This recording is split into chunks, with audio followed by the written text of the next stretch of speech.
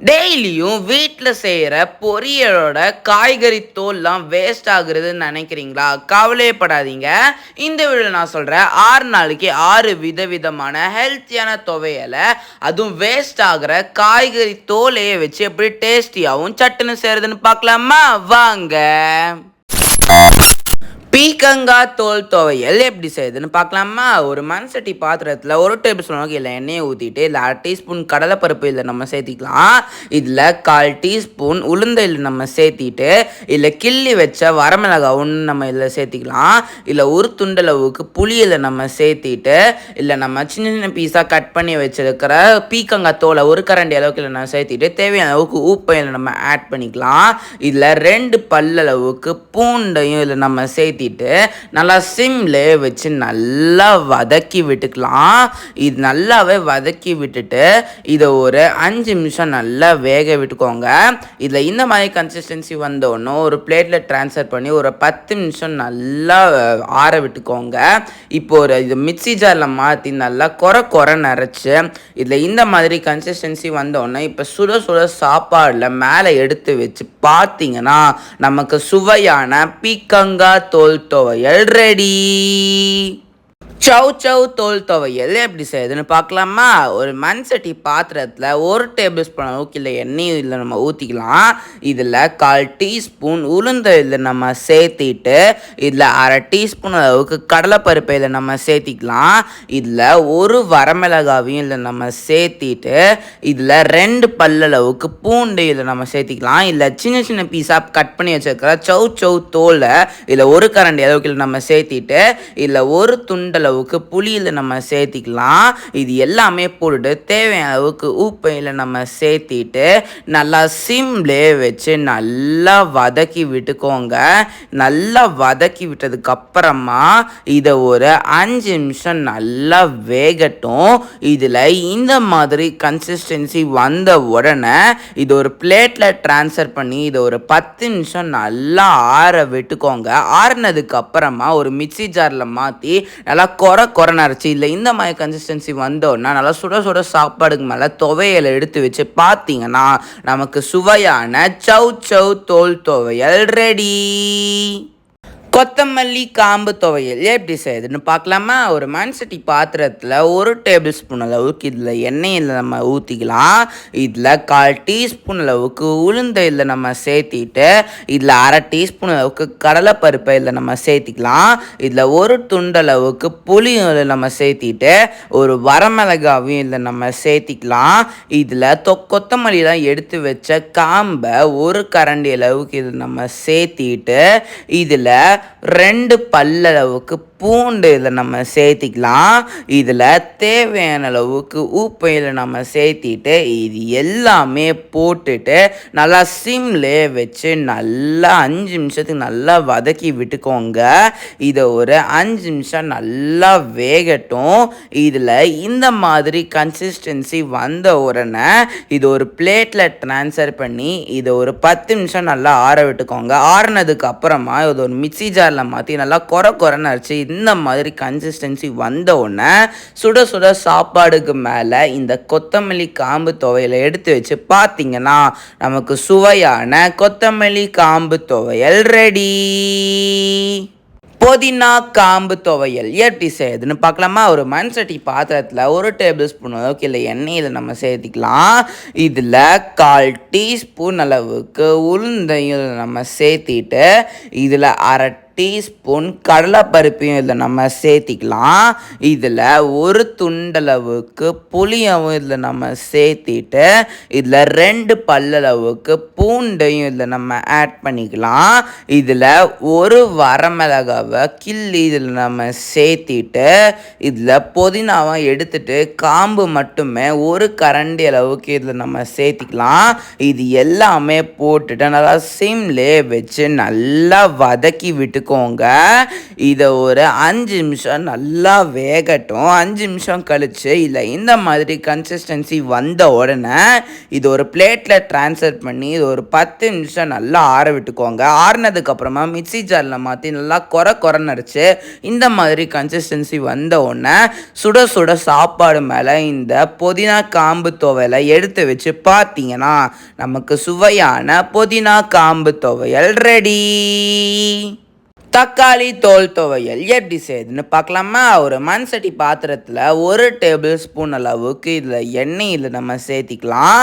இதில் 1/4 டீஸ்பூன் அளவுக்கு உளுந்தையில் நம்ம சேர்த்திட்டு இதில் 1/2 டீஸ்பூன் கடலைப்பருப்பையும் இதில் நம்ம சேர்த்திக்கலாம். இதில் ஒரு வரமிளகாவும் இதில் நம்ம சேர்த்திட்டு இதில் ஒரு துண்டளவுக்கு புளியும் இதில் நம்ம சேர்த்திக்கலாம். இதில் 2 பல்லளவுக்கு பூண்டையும் இதில் நம்ம சேர்த்திட்டு இதில் ஒரு கரண்டி அளவுக்கு தக்காளி தோலையும் நம்ம சேர்த்திக்கலாம். இது எல்லாமே போட்டுட்டு இதில் தேவையான அளவுக்கு உப்பை இதில் நம்ம சேர்த்திட்டு நல்லா சிம்லே வச்சு நல்லா வதக்கி விட்டுக்கோங்க. நல்லா சிம்லே வச்சு நல்லா வதக்கி விட்டுட்டு இதை ஒரு 5 நிமிஷம் நல்லா வேகட்டும். இதில் 5 நிமிஷத்துக்கு அப்புறம் இந்த மாதிரி கன்சிஸ்டன்சி வந்த உடனே இது ஒரு பிளேட்டில் ட்ரான்ஸ்ஃபர் பண்ணி ஒரு 10 நிமிஷம் நல்லா ஆற விட்டுக்கோங்க. 10 நிமிஷத்துக்கு அப்புறம் இது ஒரு மிக்ஸி ஜாரில் மாற்றி நல்லா கொரன்னு அரைச்சி இதில் இந்த மாதிரி கன்சிஸ்டன்சி வந்த உடனே ஒரு பிளேட்டில் ட்ரான்ஸ்ஃபர் பண்ணி சுட சுட சாப்பாடுக்கு மேலே இந்த தக்காளி தோல் துவையலை எடுத்து வச்சு பார்த்தீங்கன்னா நமக்கு சுவையான தக்காளி தோல் துவையல் ரெடி. முள்ளங்கி இலை துவையல் எப்படி செய்யுதுன்னு பார்க்கலாமா? ஒரு மண் சட்டி பாத்திரத்தில் 1 டேபிள் ஸ்பூன் அளவுக்கு இதில் எண்ணெயில் நம்ம சேர்த்திக்கலாம். இதில் 1/4 டீஸ்பூன் அளவுக்கு உளுந்தையில் நம்ம சேர்த்திட்டு இதில் 1/2 டீஸ்பூன் அளவுக்கு கடலைப்பருப்பை இதில் நம்ம சேர்த்திக்கலாம். இதில் ஒரு வரமிளகாவும் இதில் நம்ம சேர்த்திட்டு இதில் கொஞ்சமாக புளியும் இதில் நம்ம சேர்த்திக்கலாம்.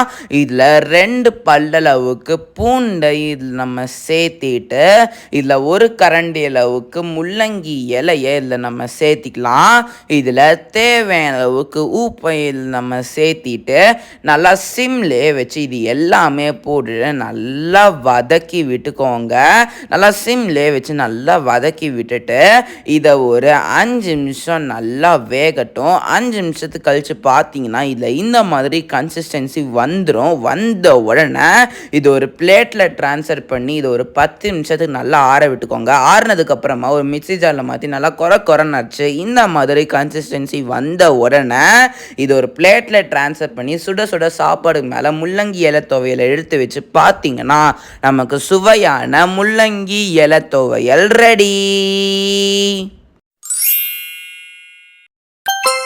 இப்ப சுவையான பீக்கங்காய் தோல் துவையல் ரெடி ஆயிடுச்சு. இப்ப வாங்க டேஸ்ட் பண்ணி பார்க்கலாம் எப்படி இருக்குன்னு.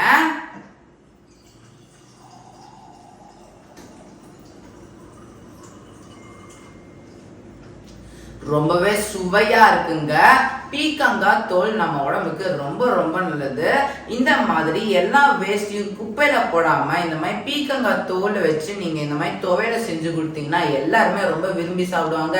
அதுவும் பீக்கங்காய் தோலை தாங்க முழு சத்துமே இருக்கு. அதுவும் நான் சொன்ன மெத்தட்ல ட்ரை பண்ணி பார்த்தீங்கன்னா ரொம்ப வித்தியாசமான டேஸ்ட்ல இருக்கும். எல்லாருமே ஆச்சரியப்படுவாங்க. கண்டிப்பா ட்ரை பண்ணி பாருங்க. இப்ப சுவையான சவ் சவ் தோல் துவையல் ரெடி ஆயிடுச்சு. இப்ப வாங்க டேஸ்ட் பண்ணி பார்க்கலாம் எப்படி இருக்குன்னு.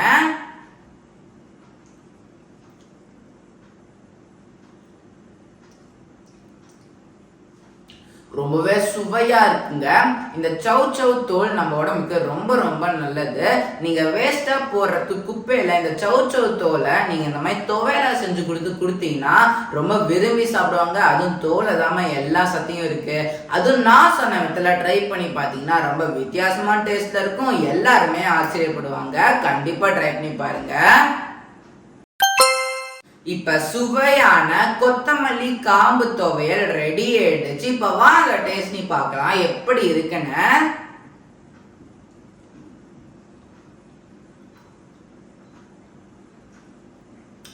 ரொம்பவே சுவையா இருக்குங்க. கொத்தமல்லி காம்பை நம்ம எப்பவுமே குப்பையில தான் போடுவோம், அதுல தான் முழு சத்துமே இருக்கு. அதை வச்சு இந்த மாதிரி துவையெல்லாம் செஞ்சு கொடுத்தீங்கன்னா எல்லாருமே ரொம்ப விரும்பி சாப்பிடுவாங்க, அதுலதான் முழு சத்துமே இருக்கு. அதுவும் நான் சொன்ன மெத்தட்ல ட்ரை பண்ணி பார்த்தீங்கன்னா ரொம்ப வித்தியாசமான டேஸ்ட்ல இருக்கும், எல்லாருமே ஆச்சரியப்படுவாங்க. கண்டிப்பா ட்ரை பண்ணி பாருங்க.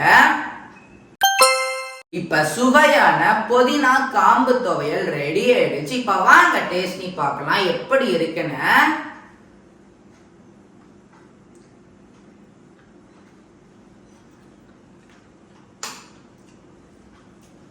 ரொம்பவே சுவையா இருக்குங்க. இந்த புதினா காந்து துவையல் தான் நம்ம உடம்புக்கு ரொம்ப ரொம்ப நல்லது. நீங்க வேஸ்டா போடுற இந்த புதினா காந்து துவையல் நீங்க இந்த மாதிரி துவையலா செஞ்சு கொடுத்து பாத்தீங்கன்னா ரொம்ப விரும்பி சாப்பிடுவாங்க. அதுவும் நான் சொன்ன மெத்தட்ல ட்ரை பண்ணி பாத்தீங்கன்னா ரொம்ப வித்தியாசமான டேஸ்ட்ல இருக்கும், எல்லாருமே ஆச்சரியப்படுவாங்க. கண்டிப்பா ட்ரை பண்ணி பாருங்க. இப்ப சுவையான தக்காளி தோல் துவையல் ரெடி ஆயிடுச்சு. இப்ப வாங்க டேஸ்ட் பண்ணி பார்க்கலாம் எப்படி இருக்குன்னு.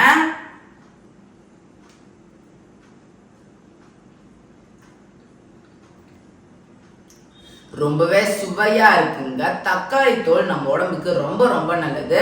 நீங்க வேஸ்டா போறது இந்த தக்காளி தோலை இந்த மாதிரி துவையல செஞ்சு கொடுத்து பாத்தீங்கன்னா எல்லாருமே ரொம்ப விரும்பி சாப்பிடுவாங்க, அதுதான் முழு சத்துமே இருக்கு. அது நான் சொன்ன மெத்தட்ல ட்ரை பண்ணி பாத்தீங்கன்னா ரொம்ப வித்தியாசமான டேஸ்ட்ல இருக்கும், எல்லாருமே ஆச்சரியப்படுவாங்க. கண்டிப்பா ட்ரை பண்ணி பாருங்க. இப்ப சுவையான முள்ளங்கி காம்பு துவையல் ரெடி ஆயிடுச்சு. இப்ப வாங்க டேஸ்ட் பண்ணி பார்க்கலாம் எப்படி இருக்குன்னு.